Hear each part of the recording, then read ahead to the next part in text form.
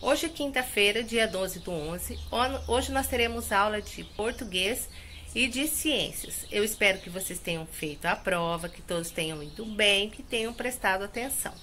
Vamos à nossa aula de hoje?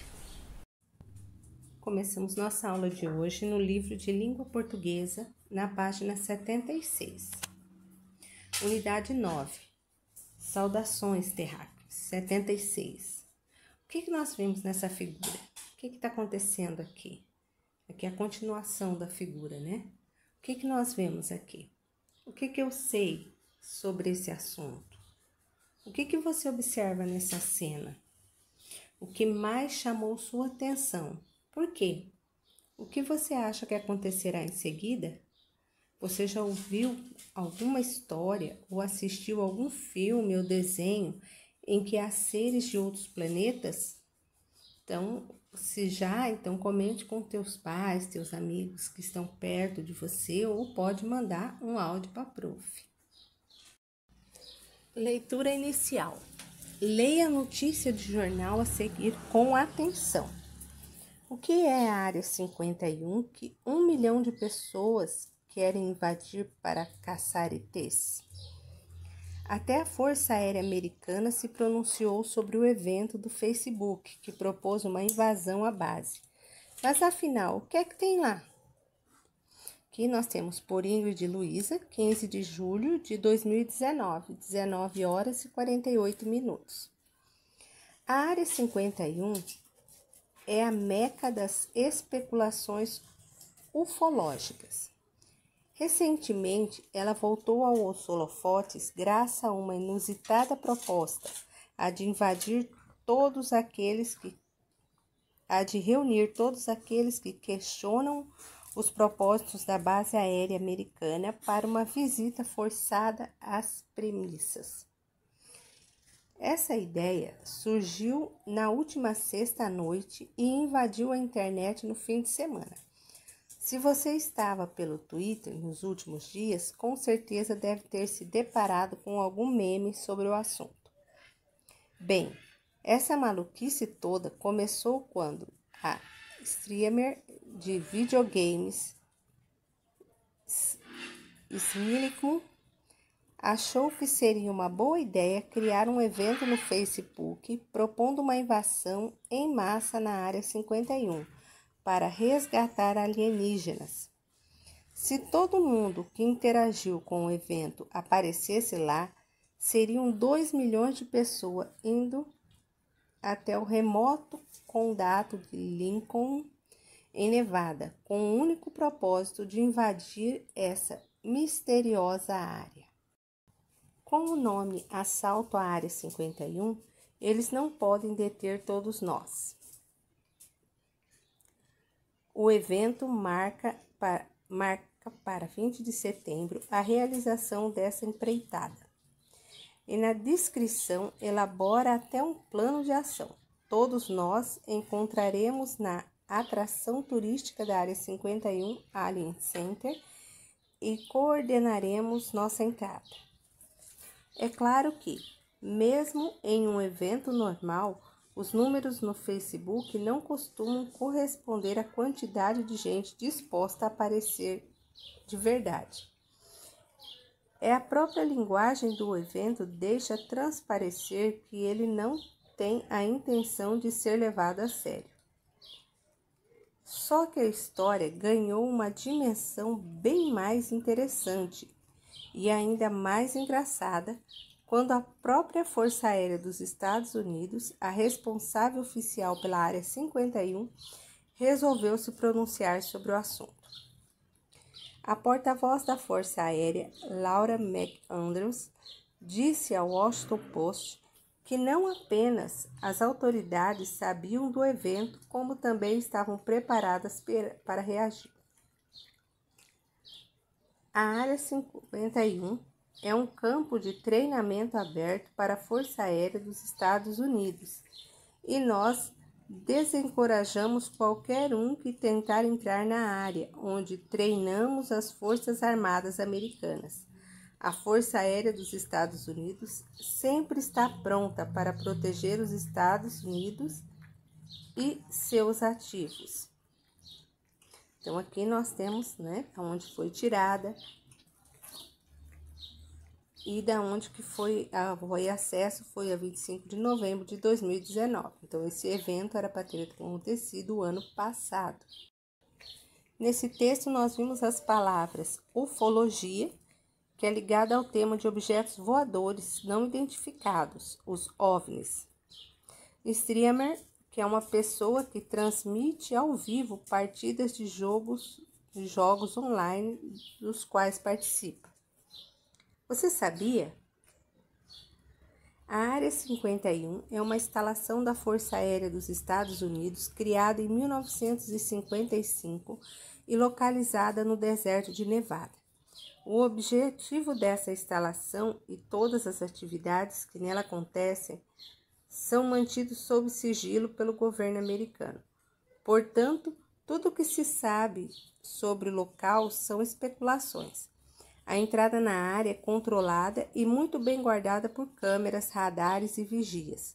Por causa do sigilo em torno da instalação, várias teorias são criadas acerca de suas atividades, como o estudo de objetos voadores não identificados. Converse com os colegas sobre as questões abaixo, ou com alguém da sua família, ou se quiser mandar para a prof também, tá? Se você encontrasse um extraterrestre, como você se comunicaria com ele? O que você perguntaria ao extraterrestre se pudesse comunicar com ele? Onde você imagina que possa haver vida fora da Terra? Por que você imagina que lá tem? Quais lugares você gostaria de explorar se pudesse viajar pelo universo? Você conhece alguma história em que os personagens viajam pelo espaço? Se sim, conte um pouco sobre ela para seus colegas. Se você tivesse que descrever um extraterrestre, como ele seria? Então, aqui nessas linhas, você vai descrever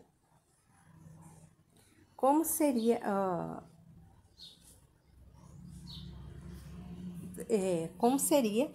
esse extraterrestre, e lá na folha do material complementar você vai complementar isso e vai desenhar o extraterrestre, né? O texto que você leu, é um texto literário ou jornalístico? Ele é literário, por que ele é literário? Se ele for jornalístico, por que ele é jornalístico? Volte ao texto e responda as perguntas. Qual o título do texto? Quem é o autor do texto? Onde o texto foi publicado? Qual a data de publicação do texto? 15 de julho de 2019, às 9h48? 15 de julho de 2019, às 19h48? 15 de junho de 2019, às 19h48? Qual o assunto do texto? O texto fala sobre o quê? Por qual motivo esse texto foi escrito? A autora escreveu esse texto porque o que estava acontecendo que ela achou interessante e resolveu escrever um texto? Quem é o autor do evento que deu origem ao texto? Então, qual desses três foi quem escreveu? Sobre o evento da rede social mencionado no texto, responda as perguntas a seguir. A qual informação esses números pertencem? 2 milhões, 20 de 9 de 2019. O que cada um desses números quer dizer no texto? Onde aconteceria o evento? Qual era o propósito desse evento? Por que eles estavam fazendo esse evento? Quem criou o evento pretendia que ele realmente acontecesse? Retire do texto um trecho que justifique a sua resposta. 6. De acordo com o texto, por que o evento tomou uma dimensão mais interessante e engraçada? O que aconteceu? O que Laura McAndrews, porta-voz da Força Aérea, disse a respeito do evento na rede social? Observe o uso da aspas nos casos abaixo. Questionam Assalto à área 51. Eles não podem deter todos nós. Explique a diferença entre o uso da aspas nos dois casos. B. Identifique no texto um trecho em que o autor usa a aspa para indicar a fala de uma pessoa. Então, você vai procurar lá no texto e vai colocar aqui. Aqui nós temos o mais ação, que você pode estar lendo, né? E comentando com alguém. Então, essa foi a nossa aula de língua portuguesa de hoje. E agora nós vamos para a nossa aula de ciências. Pegue o livro de ciências, o livro 2, na página 17. Nós vamos continuar o conteúdo da semana passada. Aplicando a ciência. A luz solar, além de iluminar os ambientes e permitir a ocorrência da fotossíntese durante o dia, gera energia que pode ser usada na produção de eletricidade. Ao ser captada por painéis instalados nos tetos das residências, a energia solar pode ser utilizada em sistemas que a empregam para aquecer a água do chuveiro ou gerar eletricidade para acender as lâmpadas dos cômodos das casas. A energia solar é um recurso natural considerado renovável, pois o sol sempre está disponível. Além disso, ela não polui o ambiente e é uma forma segura de geração de energia elétrica. Ela ainda não é muito utilizada no Brasil, pois os custos da obtenção e instalação ainda é considerado alto. Aqui nós temos painéis de energia solar em uma residência. Em nosso país, grande parte da energia é produzida em usinas hidrelétricas. Nessas usinas, o movimento da água é usado para a obtenção de eletricidade. Como as hidrelétricas acabam consumindo água e muitas vezes geram desmatamento e alagamento de áreas, a economia de energia elétrica torna-se uma ação fundamental para a preservação do meio ambiente. Como você já viu no box anterior, a implantação de usinas hidrelétricas provoca alguns impactos ambientais. Por isso, é fundamental que todas as pessoas considerem a necessidade de praticar atitudes com o objetivo de economizar energia elétrica no dia a dia. Diante disso, converse com seus colegas e com o professor e compartilhe com eles ações simples que você e sua família costumam realizar diariamente para economizar energia. Os seres vivos interagem uns com os outros. Os animais e as plantas estão em constante interação no ambiente. Alguns lagartos, por exemplo, vivem em árvores ou arbustos, alimentam-se de insetos, reproduzem-se e têm filhotes.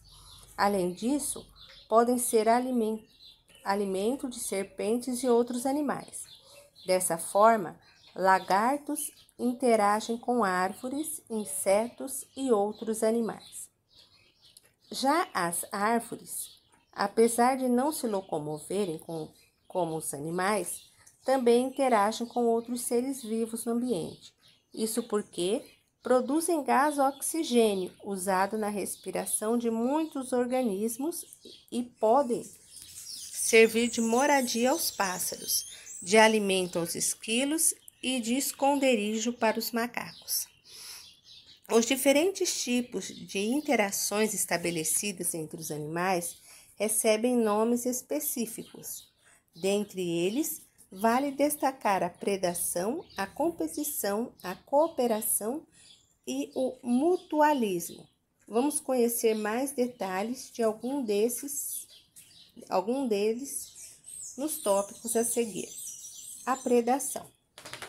A predação ocorre quando os animais predadores capturam outros animais para se alimentar. Nesse tipo de interação, o indivíduo que serve de alimento ao predador é chamado presa. Para conseguir caçar, O predador deve apresentar características que favorecem essas habilidades. Ele pode ter, por exemplo, o olfato desenvolvido, pode ser muito veloz ou ainda pode usar veneno para capturar a presa, como é o caso de algumas serpentes e aranhas. Aqui nós temos as raposas, né? Elas têm um olfato muito desenvolvido, o que ajuda para caçar. A predação, né? Os animais, eles caçam outros animais de espécies diferentes para se alimentarem.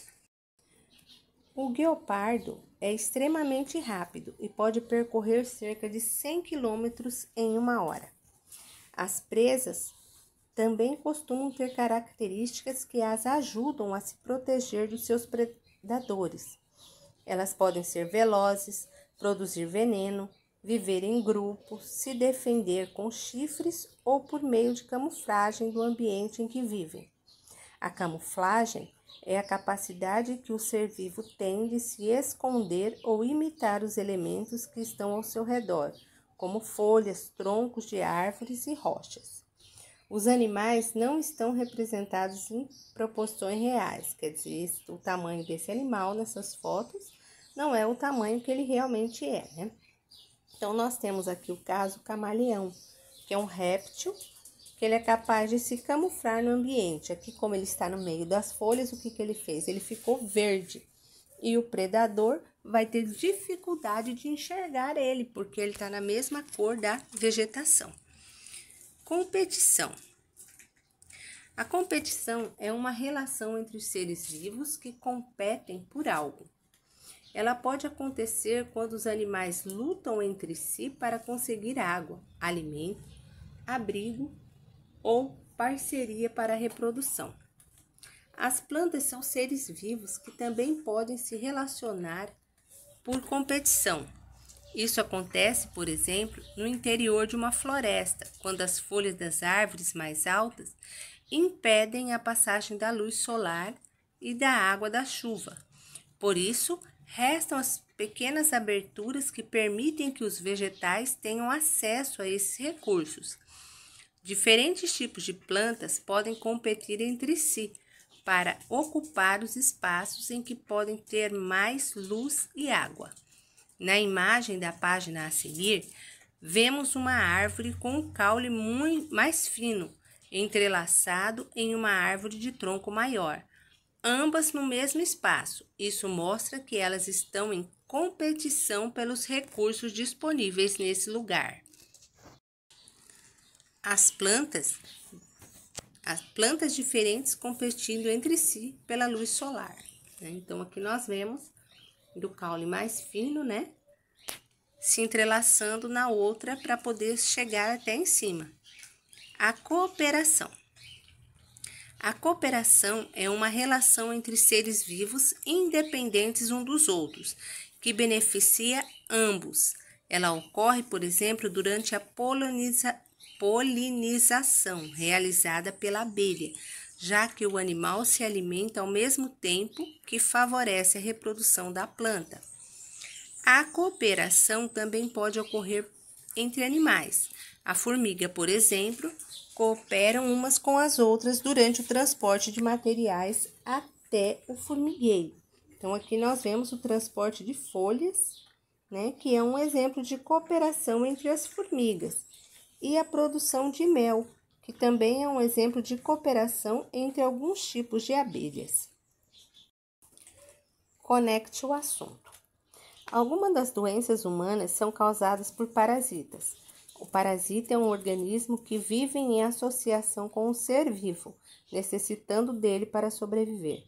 O indivíduo que recebe o parasita é chamado de hospedeiro. Os parasitas causam prejuízos para o seu hospedeiro, mas, em geral, os danos não colocam a vida dele em risco. Isso porque os parasitas dependem da sobrevivência do seu hospedeiro para se alimentar, desenvolver e reproduzir. Esse tipo de relação recebe o nome de parasitismo. Parasitas, como os vírus, são responsáveis por causar gripes e resfriados nos seres humanos. Ao invadirem o nosso corpo, eles conseguem um meio de se reproduzir. No entanto, suas ações geram prejuízos à nossa saúde, trazendo-nos sintomas como febre, coriza, tosse e dor no corpo. Então, nós temos aqui, né, um menino resfriado.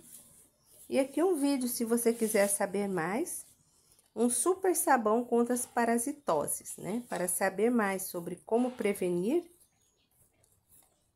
que alguns parasitas se hospedem em seu corpo, assista ao vídeo cujo link encontra-se disponível no portal Edros. Interação. Os seres vivos podem estabelecer algumas relações além das estudadas anteriormente. Entre as relações possíveis estão as apresentadas nas imagens a seguir. Aqui nós temos a relação entre os líquens e árvores e a relação entre o peixe-palhaço e as anêmonas do mar. Com a ajuda do professor, você irá realizar uma pesquisa coletiva para identificar os dois tipos de relação apresentados nas imagens. Após identificar cada uma delas, escreva um pequeno texto explicando as características de cada uma dessas relações e registre o resultado no livro. Então, aqui você vai estar pesquisando sobre outras relações entre os seres vivos, né? E vai fazer um pequeno resumo sobre cada uma delas. Então, hoje nós vimos que os seres vivos, eles interagem uns com os outros, né? Por meio da predação, que é quando um animal caça o outro para se alimentar, ele depende desse animal para se alimentar. Por competição, quando um animal ele compete com o outro para ele poder conseguir os meios para que ele sobreviva, como é o caso de algumas plantas, né, que competem pela luz solar e pela água, né? A cooperação, quando um coopera com o outro para que o outro continue sobrevivendo. E nós temos também o parasitismo, né? No caso aqui, nós podemos citar os vermes, que também são parasitas. E no caso, o hospedeiro pode ser qualquer pessoa, né? Quando nós temos um verme, nós somos os hospedeiros desse parasita. Então, essa foi a nossa aula de ciência. Qualquer dúvida, entrar em contato com a professora, tá? Aguardo vocês mais tarde na nossa aula online. Beijo no coração de cada um.